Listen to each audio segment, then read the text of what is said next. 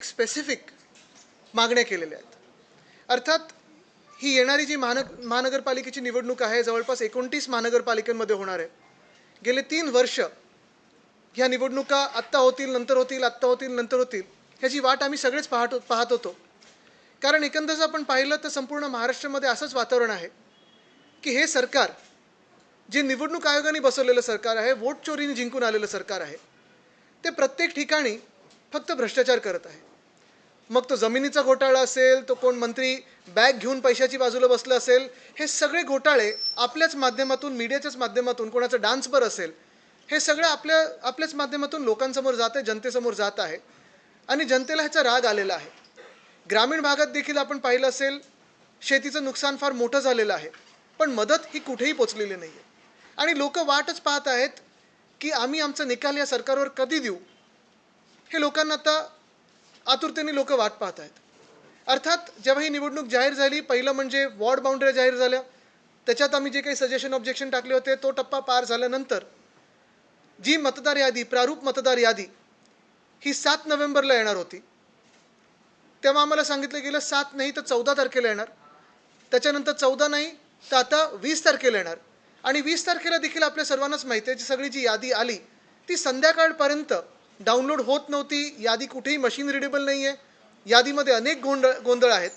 पण आमचे सगळेच कार्यकर्ते, मग सगळेच विरोधी पक्ष आहेत, त्याच्यात शिवसेना उद्धव बाळासाहेब ठाकरे आहे, मनसे आहे, राष्ट्रवादी शरदचंद्र पवार साहेबांचा पक्ष आहे, काँग्रेस आहे, इतर सगळे जे मित्र पक्ष आहेत, कदाचित भाजप सोडून ह्या सगळ्यांनीच यादी वाचन सुरू केलेलं आहे. आणि त्याच रात्री कळायला लागलं की यादीमध्ये प्रचंड घोळ झालेला आहे.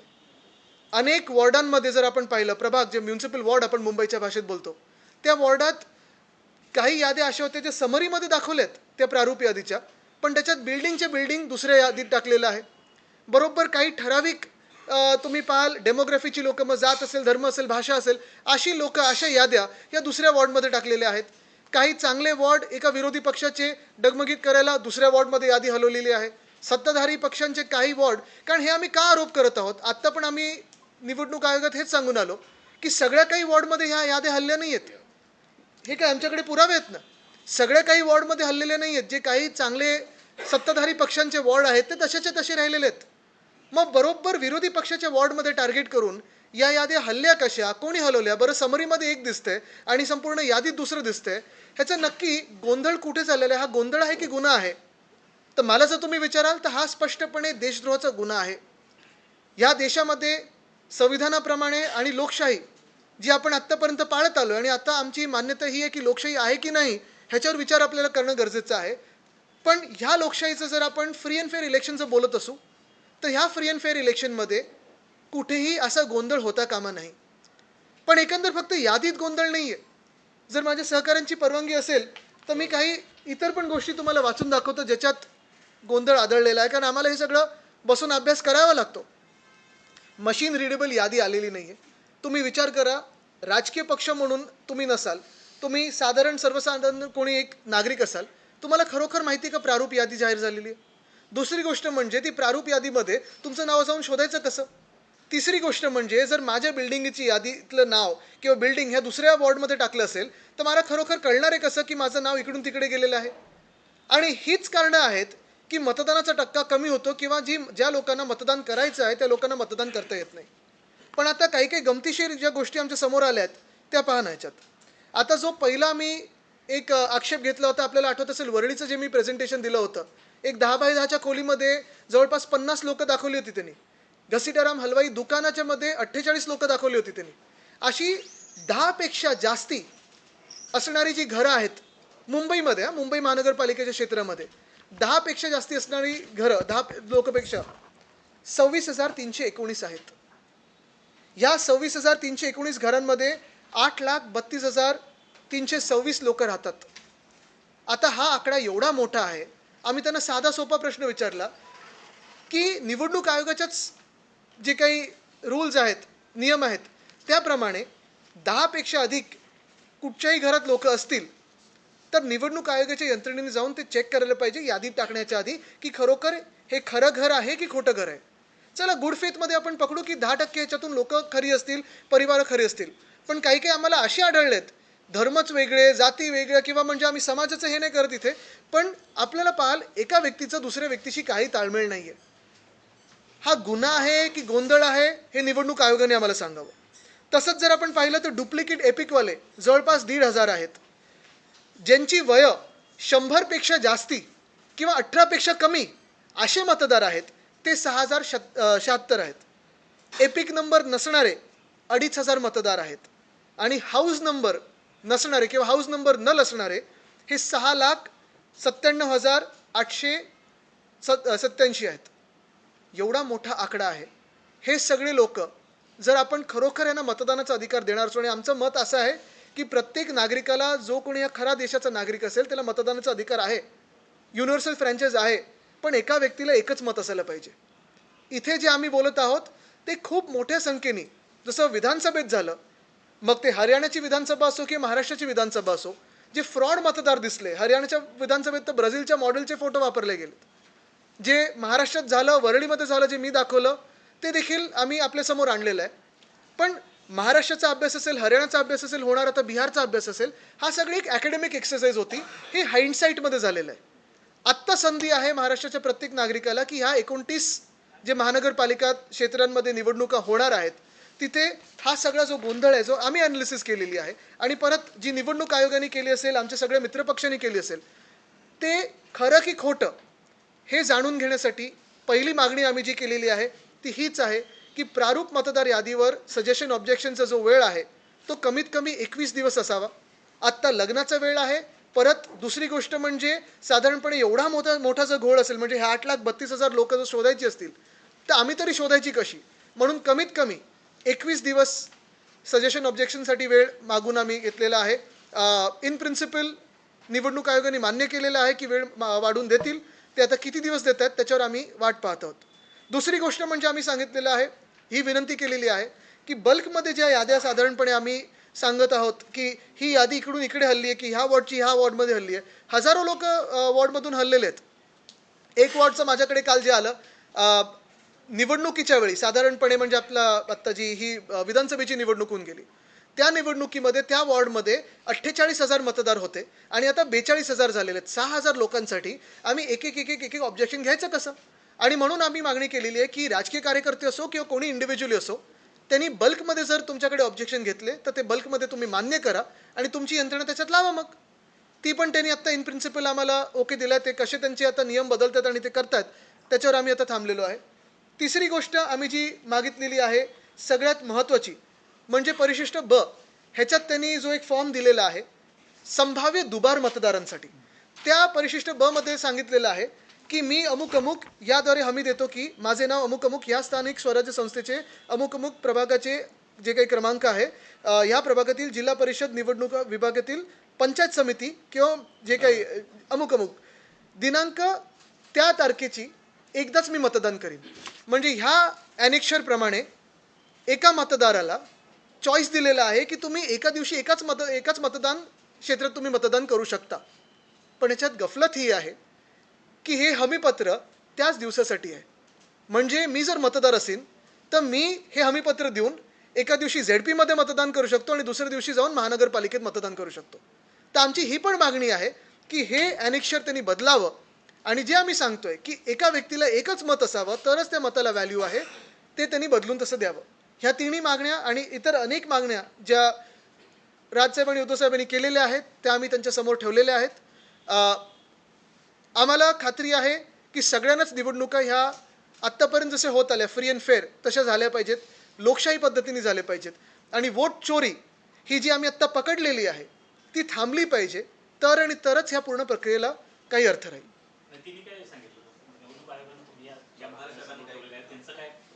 आता आम्ही सगळं सांगितल्यानंतर अर्थात त्यांनी काही त्यांना धक्का बसला की आमचा हा आकडा आलाच कसा समोर, कारण मशीन रिडेबल नसताना पहिली गोष्ट म्हणजे राजकीय पक्षांनी एवढा अभ्यास केलाच कसा. आमची प्रत्येक शाखा त्याच्यात आता कार्यरत झालेली आहे, मनसेची झालेली आहे, सगळ्याच पक्षांची झालेली आहे. अजून काही धक्कादायक गोष्टी ह्याच नियम आणि उपनियमामधल्या आम्ही पुढच्या काही दिवसांमध्ये आणू. पण जे मी काल परवाकडे आपल्यासमोर आणलं ना, जी एक यादी आम्हाला मिळाली 203 वॉर्डची, ती आम्ही रितसरपणे महानगरपालिकेच्या मध्यवर्ती निवडणूक कार्यालयातून विकत घेतली होती. त्याच्यावर जर पब्लिकेशन डेट, प्रकाशित डेट, तारीख ही 14 नोव्हेंबर असेल, तर मग ही तारीख 14 नोव्हेंबर असताना तुम्ही आम्हाला 20 तारखेला कसं दिलं? मग हा गुन्हा आहे की गोंधळ आहे? आणि सातत्याने आम्ही हेच सांगतोय की जर तुम्ही हे बदललं नाहीत, म्हणजे तुमच्या मनामध्ये पाप आहे, तुमच्या हृदयात देशद्रोह आहे आणि तुमच्यावर देशद्रोहाची कारवाई झाली पाहिजे. आम्ही आम्ही अजून एक सांगतो तुम्हाला, हे बदल जर घडले नाहीत तर अर्थात विरोधी पक्ष तर रस्त्यावर उतरेलच, पण कोर्टात पण ह्याच मागणी घेऊन जाऊ की यांचं सस्पेन्शन झालं पाहिजे. आणि नुसतं सस्पेन्शन नाही तर देशद्रोहाचा कायदा झाला पाहिजे. मागण्यांची पूर्ण पत्र जे आहे ते आपल्याला देऊ, कारण त्याच्यात बारीक सारीक मागण्या पण आहेत. बारीक सारीक ह्या आत्ता मागण्यांनुसार, पण अर्थात ते निवडणुकीसाठी महत्त्वाच्या आहेत. पण महत्त्वाची गोष्ट हीच आहे की 21 दिवसाचा कालावधी झाला पाहिजे सजेशन ऑब्जेक्शनसाठी. दुसरं म्हणजे बल्कमध्ये तुम्ही घ्या. तिसरं तुमची यंत्रणा ह्याच्यात लावा ही घरं शोधण्यामध्ये. 26,319 घरं बल्कची आहेत. 8,32,000 लोक ह्याच्यात राहत आहेत.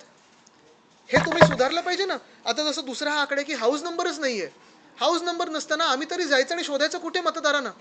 आम्ही जर प्रचार करत असू, 6,97,000 जे मतदार आहेत, जायचं कसं यांच्यापर्यंत? अर्थात टाइम फ्रेम म्हणजे आता ह्या 21 दिवसामध्ये हे त्यांनी बदललं पाहिजे ना ड्राफ्ट रूलमध्ये. प्रारूप यादीचा अर्थ हाच आहे की आम्ही जे काही ऑब्जेक्शन घेऊ त्यांनी त्याच्यावर रुलिंग देणं गरजेचं आहे. नेत्यांच्या माध्यमातून सांगण्यात आलेलं की याद्या निर्दोष होत नाही तोपर्यंत निवडणुकीला सामोरं जाणार नाही. या भूमिकेवरती संपूर्ण म्हणजे पक्ष जे आहेत ते ठाम आहेत. बघा, आता आम्ही पहिली हा एक पाऊल पुढे टाकलेलं आहे. आम्ही आमच्याकडून सहकार्य पूर्ण करत आहोत. निवडणूक आयोगाला लोकशाहीचं सहकार्य करायचंय की नाही, जनतेचं सहकार्य करायचंय की नाही. कारण तुम्ही मला सांगा ना, जर तुमचं यादीचं नाव भलत्याच वॉर्डात टाकलं असेल आणि तुम्ही मतदानाला गेलात आणि तुम्हाला सांगितलं तुमचं नाव नाही आहे, तुम्ही मतदान करू शकणार आहात का? तुम्ही मुंबई भाजपपासून वाचू शकणार आहात का? तुम्ही अदानिस्तान होण्यापासून वाचू शकणार आहात का? नाही, बघा ना, आत्ता आपण गुड फेटमध्ये घेऊ. असा विचार करू की हा जो भाजपने गोंधळ ह्याच्यात घालायचा प्रयत्न केलाय, कारण मगाशी नांदगावकर साहेब पण बोलले की जसं आम्ही निवडणूक आयोगाच्या देखील लक्षात आणून दिलेलं आहे की काही काही जिथे भाजपचे भक्कम मतदारसंघ आहेत तिथे गडबड नाही झाली आहे कुठची. तिथे मतदार याद्या वळल्या नाही आहेत. जे विरोधी पक्षाचे आहेत त्यांच्या झाल्यात आणि कदाचित त्यांचे मित्र पक्ष आहेत भाजपचे, त्यांचे अजूनही गाळल्या गेल्या. तर त्यांनी पण थोडं लक्षात घ्यावं राजकारण. भांडूप आहे, शिवडी आहे, दिंडोशी आहे, जोगेश्वरी आहे, वरळी आहे, माहीम आहे, असे अनेक आहेत. आता कुलाब्यामध्ये आहेत, बँड्रा ईस्ट आहे.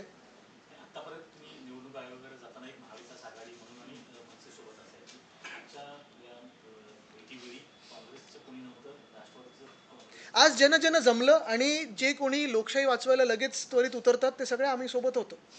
काही काही छोपे हात होते, काही सरळ हात आले. बघा, आता त्यांच्यामध्ये मला काही बोलायचं नाहीये, पण महत्वाची गोष्ट बघा, मी एक तुम्हाला सांगतो की ह्याच्यात सर्वच विरोधी पक्ष हे एकत्र आहेत. बघा, आता निवडणूक कशी लढणार, कोण लढणार वगैरे फार नंतरचा विषय. तिथपर्यंत पोचायला पहिलं हे सुधारायला पाहिजे ना आम्ही. हे बघा किती गठ्ठे आणलेत. आता ह्याच्यात एक उदाहरण आहे आपलं वॉर्डचं, जे आपण दाखवलं अनिल परब साहेब. हे बघा, हे अनिल परबजींनी तिथे दाखवलं. हा एक वॉर्ड आहे. ह्या वॉर्डमध्ये वॉर्ड बाउंड्री वॉर्डच्या एजला कुठचे हल्ले असतील याद्या तर आम्ही समजू शकतो चुकून झालेत. वॉर्डच्या बरोबर मधल्या बिल्डिंग एक एक उचलून दुसऱ्या वॉर्डमध्ये कशा टाकू शकतात? पलीकडे 165 163 आणि काही काही 163 हे 6,000 मतदार आहेत. हा नाही, हा प्राथमिक अभ्यास आम्ही जो खोलावर जाऊन म्हणजे पहिले पुढे आणले लोकांसमोर ते मुंबई महानगरपालिकेचे. इतर पण महानगरपालिकेमध्ये हा गोंधळ आलेला आहे. ठाण्यात खूप मोठा आहे, छत्रपती संभाजीनगरमध्ये आहे, नाशिकमध्ये झालेला आहे. ते आम्ही लोकांसमोर आणूच. पण आज पहिलं आम्हाला जे मागण्या करायच्या होत्या निवडणूक आयोगाकडे ते हेच होतं, ऑब्जेक्शनसाठी वेळ वाढवून द्या, 21 दिवस करा, बल्कमध्ये ऑब्जेक्शन घ्या आणि हे परिशिष्ट ब जे आहे परिशिष्ट 2 ते आम्हाला बदलून द्या. एक मिनिट.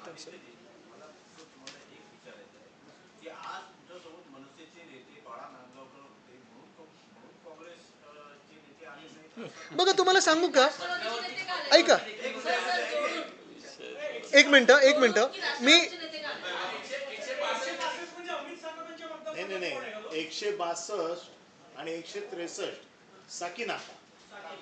हा, आता तुमचा जो प्रश्न राजकीय प्रश्न आहे की कोण आले कोण नाही, मी मुद्दाम त्याला उत्तर देणार नाही, कारण उत्तर दिलं तर विषयाला फाटे फुटतात. आजचा विषय महत्वाचा आहे, कारण बघा, आज आम्ही पक्ष म्हणून जरी आम्हाला पाहिलं नाही तरी आम्ही या देशाचे नागरिक आहोत आणि आमचं म्हणणं हे आहे की आमच्या मताला किंमत असायला पाहिजे.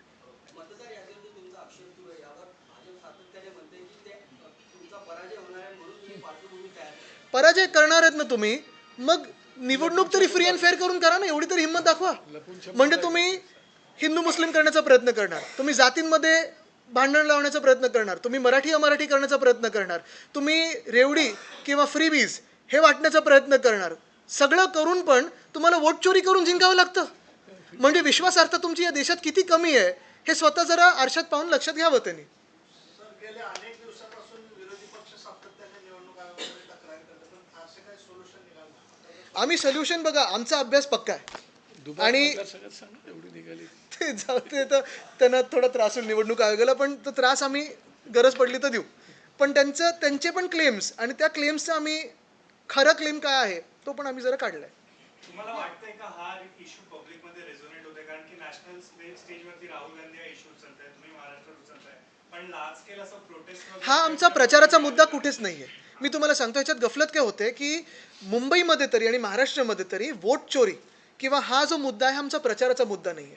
ही यंत्रणा आत्ता चालू आहे, ही प्रक्रिया चालू आहे, ही प्रक्रियेत हे सुधार झाले पाहिजेत ही आमची मागणी आहे. म्हणून आम्ही आत्ता ह्याच्यावर उतरलेलो आहे. बाकीचे मुद्दे अनेक आहेत ना मुंबईमध्ये आणि महाराष्ट्रामध्ये, त्याच्यावर आम्ही बोलतच आहोत.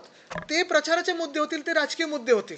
पण हा जो मुद्दा आहे ना, जसं मी आपल्याला सांगितलं की जे आम्ही हरियाणाचं अनालिसिस पाहिलं राहुल गांधींकडून किंवा मी जे वरळीचं केलं, मुंबईचं जे करत आहोत, ही अकॅडमिक एक्सरसाइज झाली, निवडणूक झाल्यानंतर झाली.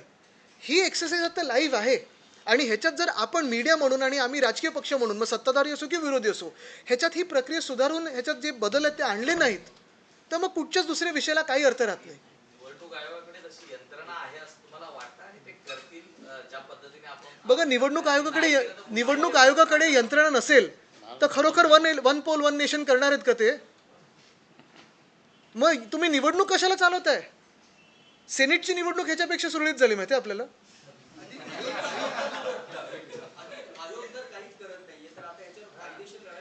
नाही, आयोग काही करत नाही असं आम्ही म्हणणार नाही. प्रारूप यादीत गोंधळ हा आपल्याला सगळ्यांना दिसलेला आहे. आयोगाचा आकडा असेल, जो काही आमचे आकडे आहेत, गोंधळ हा दिसलेला आहे. आता महापालिकेत जे निवडणूक यंत्रणा सांभाळणारी पूर्ण जे अधिकारी असतील किंवा यंत्रणा असेल, ही प्रारूप यादी येत असताना प्रारूप यादी कुठची? ही 1 जुलैची मास्टर लिस्ट घेतली आणि तशी छापली आहे. ती यंत्रणा आळसात होती, अजगरासारखी झोपली होती आणि ही यादी आली आहे की थोडी काही मेहनत घेतली आहे. म्हणजे महानगरपालिका आयुक्तांनी यांना सस्पेंड करावं की नाही, इथपासून गोष्टी सुरू होते. त्यांनी विचार करावा आयुक्तांनी की जी यंत्रणा आहे त्याला नंतर सस्पेंड करायचं की नाही. बाकीचा घोळ आणू ना आम्ही आपल्या समोर.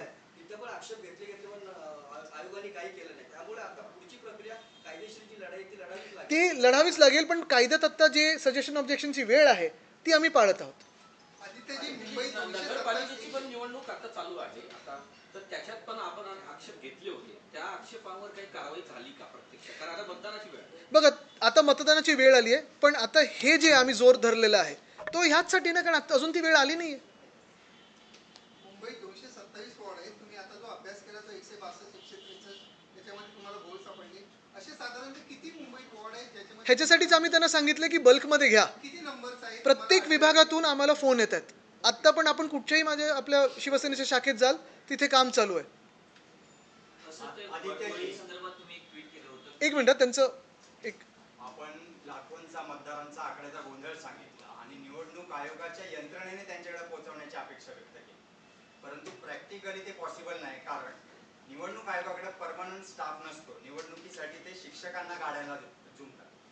मग जर आता प्रॅक्टिकली पॉसिबल नाही, निवडणुका तोंडावर आहेत आणि हे पूर्ण ते दुरुस्त करतील, सगळं सुरळीत करतील असं तरी काही चित्र दिसत नाही. मग तुमची भूमिका नाही, माझी भूमिका स्पष्ट आहे. जर त्यांच्याकडे हे शक्य नसेल, मग त्यांनी सुप्रीम कोर्टात का सांगितलं शक्य आहे ते? म्हणजे त्यांनी पर्जरी केली का? त्यांनी सुप्रीम कोर्टात खोटं बोललेत का शपथीवर? हे त्यांनी सांगावं. ते वरीमध्ये ट्विट केलं होतं की वरीमध्ये एक जो मुकुंद आहे क्रीडा होण्यासाठी होता तो राखीव, तो आता विकायला देखील काढलाय, काय सांगाल? बघा, मी परत विषयाला फाटी फोडणार नाही, पण हेच सगळीकडे मी पाहतोय. मग ते कुठचे डेपो असेल किंवा कुठचं काही असेल, मुळात भाजपला ही निवडणूक पुढे पुढे ढकलायची आणि निवडणुकीच्या आधी सगळे भूखंड बिल्डरांना मोकळे विकून टाकायचे आणि मोकळे होऊन जायचं.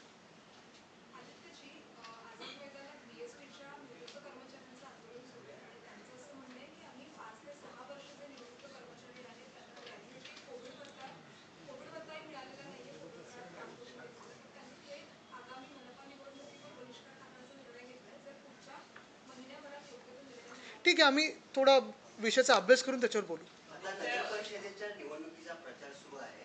सत्ताधाऱ्याकडून मतदारांना एक रेवडीचं आमिष दिलं जातं आणि जर मतदान नाही केलं तर आम्ही तुम्हाला निधी देणार नाही असं एक दम दिला. आता मतदार धमकी ऐकणार की हुडकावून लावणार हे मतदारांवर आहे. हाँ, मैं सोच ही रहा था आपसे क्यों नहीं आया सब, क्योंकि ये नेशनल इशू भी है. हाँ ठीक है, मराठी होते ना पूर्ण. नलावडे बोला. हाच प्रश्न जरा पुढे विचारायचा होता की आपण म्हणालात की आम्ही त्याचा अभ्यास करतो. बेस्टचे कर्मचारी बेस्टमध्ये आपली युनियन पण आहे. अनेक वर्ष बेस्ट महानगरपालिकेत सुद्धा आपली सत्ता होती. हे रिटायर कर्मचारी आहे, त्याच्यामध्ये काय अभ्यास आहे? अब तुम्हाला सांगतो, जर आपल्याला उत्तरच पाहिजे असेल त्याचं, तर आपल्याला आठवत असेल जेव्हा आमचं मुंबई महानगरपालिकेत सत्ता होती तेव्हा युनियन्स बरोबर करार झाला होता की BSTच्या फ्लीटमध्ये 3,337 बसेस ह्या किमान राहिल्या पाहिजेत. तो आम्ही शब्द पाळत होतो आणि 2027 पर्यंत 10,000 electric buses, 900 double decker electric buses हे करत होतो. कदाचित आमचं सरकार एकमेव असेल महाविकास आघाडीचं ज्यांनी BSTचे पगार वेळेवर जावेत ह्याच्यासाठी BSTला भरमसाठ मदत आम्ही करत होतो. ती मग फायनान्शियल असेल किंवा ॲडमिनिस्ट्रेटिव्ह असेल. तसंच आपल्याला आठवत असेल 7 ऑगस्ट 2021 या दिवशी आम्ही माहीमच्या डेपोमध्ये कार्यक्रम घेतला होता. उद्धवसाहेब मुख्यमंत्री होते, मी पालकमंत्री होतो. तेव्हा आम्ही जवळपास 750 कोटीची ग्रॅच्युइटी, आशिष चेंबूरकरजी तेव्हा चेअरमन होते, ती पण रिलीज केली होती. आणि त्यावेळी जे काही त्या कोविडच्या काळातले जे काही पगार असतील, पेन्शन असतील किंवा ग्रॅच्युइटी वगैरे असेल ते आम्ही वेळेवर देत होतो. आमचं सरकार पडल्यानंतर आता तुम्ही जरा आजूबाजूला चक्कर मारा, सिटी फ्लो ह्या प्रायव्हेट बसेसचे किती बसेस लागतात. हां, दुसरे आता मी पाहिलं मेट्रो 3 ह्याला लास्ट मेल कनेक्टिव्ह कोणाची आहे, सिटी फ्लोची आहे. का नाही BSTचे लावू शकत. हे जे रिटायर्ड कर्मचारी आहेत त्यांना पण मदत करण्यासाठी किंवा त्यांचं ग्रॅच्युइटी वेळेवर देण्यासाठी, पगार आत्ता जे इन सर्व्हिस कर्मचारी आहेत त्यांना मदत करण्यासाठी मुंबई महानगरपालिका जसं MMRDAला 5,500 कोटी देते, समृद्धी महामार्गाला पैसे देते, कोणाला पैसे देते, मग स्वतःच्या BSTला का नाही देत पैसे. तर हा आमचा आरोप आहेच आणि ही आमची लढाई आहे. आमचं सरकार जेव्हा महापालिकेत बनेल तेव्हा BSTला आम्ही पुनर्जीवित करणार आहोत. पण मी जर त्या विषयाला आत्ता हात घातला तर परत डायव्हर्जन होईल, म्हणून तुम्हाला मी परत वोट चोरीवर आणतो. अभ्यास आहे तसा.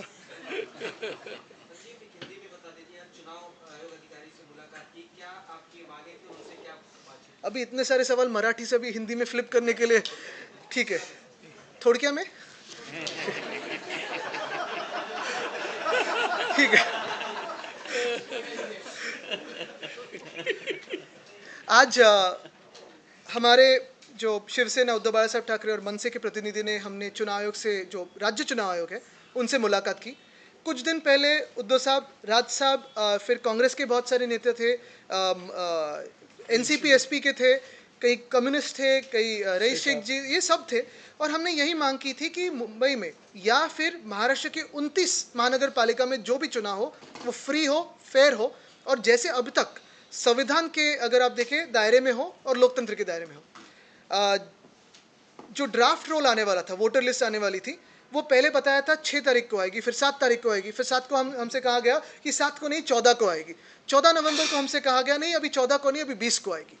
लेकिन 20 नवंबर को भी जो वोटर लिस्ट आई है उस वोटर लिस्ट में बहुत सारे प्रॉब्लम्स हैं. पहले तो प्रॉब्लम यही था कि वोटर लिस्ट डाउनलोड नहीं हो रही थी, लगभग शाम तक सारे वार्ड्स में डाउनलोड हुई. वोटर लिस्ट आने के बाद अगर आप देखें तो वो बूथ वाइज नहीं है, 1 से लेके 50,000 60,000 ऐसे उन्होंने वो वोटर लिस्ट दी है. आपको अगर आपका खुद का नाम ढूंढना है तो उसमें आपको स्क्रॉल करते हुए नीचे जाना है, ना कि आप सर्च कर सकते हैं.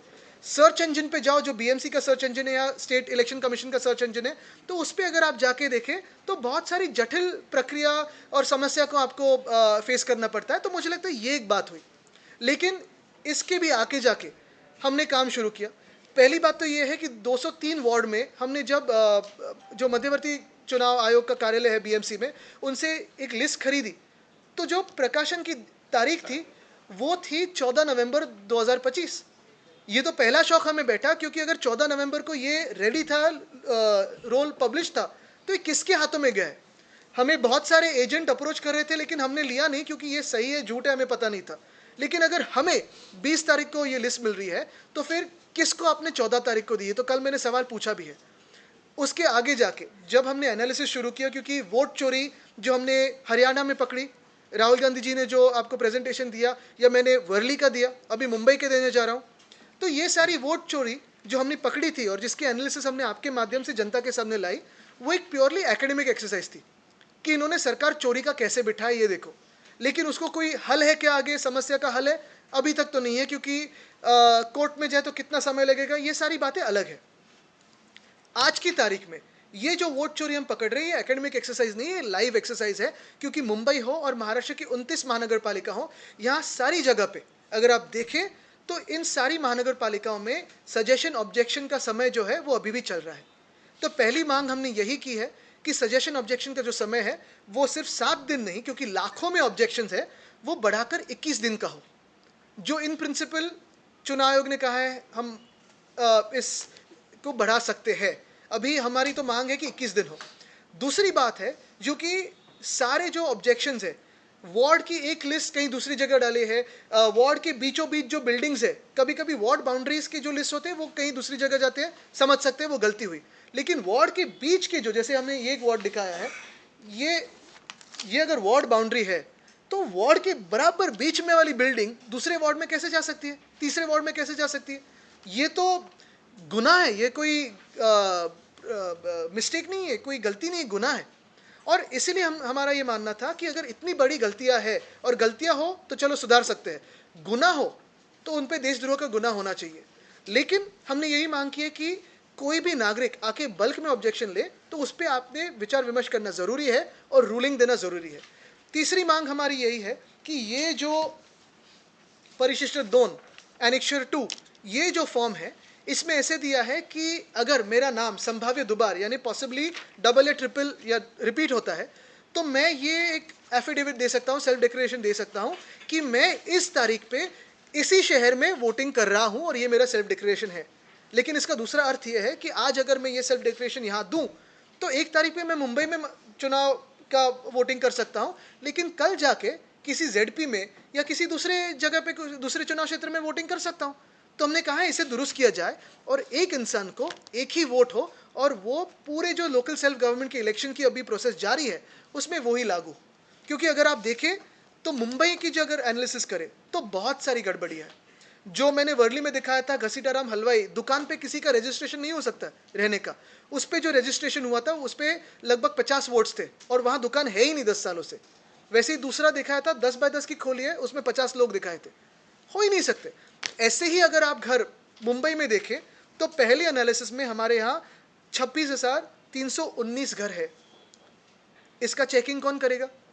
चुनाव आयोग के जो नियम है उनके मुताबिक अगर किसी भी घर में 10 से ज़्यादा व्यक्ति हो तो वहाँ के ARO को जाके उनको चेक करना पड़ता है। लेकिन यहाँ तो ऐसे हुआ नहीं है। इन 26,000 घरों में 8 लाख से ज़्यादा मतदाता रहते हैं। लोग नहीं है, मतदाता है। लोग तो और भी हो सकते हैं, लेकिन ये मतदाता है। तो इसको कौन चेक करेगा, कौन सुधारेगा? जिसका घर का नंबर ही नहीं दिया है, लगभग 7 लाख है। 7 लाख ऐसे घर है जिसका इपिक नंबर नहीं है। 2,500 है जिसकी उम्र शायद 18 से कम, एक तो वोटिंग ही नहीं कर सकते, लेकिन वोटिंग कार्ड है भी कैसे ये पता नहीं, या 100 से ज़्यादा है। 6,000 है। अगर आपने देखा होगा मेरी जो एनालिसिस वर्ली की थी, जो 100 से ज़्यादा 123 थे, उसमें पहले 7 जिनके हम घर पे गए थे सब के सब कभी के कभी गुजर गए, लेकिन आके वोटिंग करके गए। तो ये सारी जो खामियां है इस चुनाव आयोग के ड्राफ्ट रोल में, इसे सुधारने के लिए हमारी जो मांग है वो यही है कि एक तो सजेशन ऑब्जेक्शन के दिन बढ़ाया जाए, 21 किया जाए, दूसरी बल्क में ऑब्जेक्शन ले, और तीसरा ये जो एनेक्चर है उसे सुधारा जाए। आदित्य जी, 2 सवाल है। एक तो आज जो लेटर आपने SCC को दिया है, उस लेटर में इतने सारे अहम मुद्दे आपने उठाए, लेकिन इसमें साइन सिर्फ 2 पार्टियों के नेता की दिख रही है, गवर्नमेंट नेता है। इसमें कांग्रेस हो या लेफ्ट पार्टीज हो, उनकी साइन इसमें दिख नहीं रही है। क्यों विपक्ष एकमत सहमत नहीं बना पा रहा है? मुझे नहीं लगता कि इस पे सहमति की कोई बात है। आज ये लेटर ड्राफ्ट हुआ, दोनों साथ में ही बात कर रहे थे तो दोनों ने कर दिया। अगर ऐसी कोई दूसरी भी पार्टी आती है साथ में तो करेंगे ना, इसमें कोई सहमति की बात नहीं है। मुझे नहीं लगता कि इस पे कोई बहस हो सकती है, कोई ऑब्जेक्शन लेगा। अगर ये भाजपा को भी दिखाओ तो उनका दिल साफ होगा तो वो भी साइन करेंगे इसमें। दूसरी बात ये है कि लेकिन उसके बाद ये नहीं कहना चाहिए उन्होंने कि ये मेरी साइन नहीं है, अभी क्लीन चिट दे दी। दूसरी बात ये है कि जब तक ये पूरा जो गड़बड़िया है वो रेक्टिफाई रेक्टिफाई नहीं होती तब तक इलेक्शन प्रोसेस या तो हॉल्ट किया जाए या तो पोस्टपोन किया जाए, ये मांग जो आप कर रहे हैं इस लेटर में, क्या कांग्रेस इससे सहमत नहीं है? कांग्रेस तो राष्ट्रीय स्तर पर राहुल गांधी इस मुद्दे को उठा रहे हैं, तो फिर देखिए, कांग्रेस का जो नेतृत्व है, जो केंद्र का नेतृत्व है, पूरे सहमत है हमसे और साथ में ही हम लड़ रहे हैं। सबसे अहम बात यही होती है कि कल ऐसे भी हो सकता है कि कोई एक पार्टी खुद ऑब्जेक्शन ले, लेकिन हमारी तो सहमति है, ज़रूरी नहीं कि मैं साइन करूं या नहीं करूं। आप बताएं ना, अगर आप सारे मुद्दे पढ़े तो इसमें आपको कोई ऑब्जेक्शन लग रहा है? बिल्कुल नहीं। मैंने ये तो फ्री एंड फेयर इलेक्शन के लिए है, तो कोई भी साइन करे और 2 है वो काफ़ी है। जी बिल्कुल, पहले तो मैं माफ़ी चाहता हूँ, ये पहले ही मैं कहने वाला था, लेकिन इस चुनाव के गड़बड़ी में रह गया। धर्मेंद्र जी का देहांत हो गया है। वो, उनका परिवार और हमारा परिवार पहले से ही मित्रता रही है। धर्मेंद्र जी मेरे दादाजी के भी अच्छे पहचान के और मित्र भी रहे। ऑफ कोर्स देश के एक सुपरस्टार रहे। अभी भी अगर कोई कंपैरिजन हैंडसमनेस की करे तो उनसे ही होती है। तो उनको हम सभी लोग श्रद्धांजलि अर्पित करते हैं। सर, डोंगरेकरचे आत्महत्या प्रकरणी आता पंकजा मुंडे यांच्या काय? पत्नीला हां. अटक करण्यात आली आहे. या संदर्भात आपली बघा, मी तुम्हाला खरं सांगू, मी पूर्ण माहिती घेतली नाही, कारण आज आम्ही पूर्ण ह्या गडबडीत होतो. तर उगाचचं काही बोलण्यापेक्षा, आरोप करण्यापेक्षा थोडं वाचून त्याच्यावर बोलेन. ठीक आहे, धन्यवाद.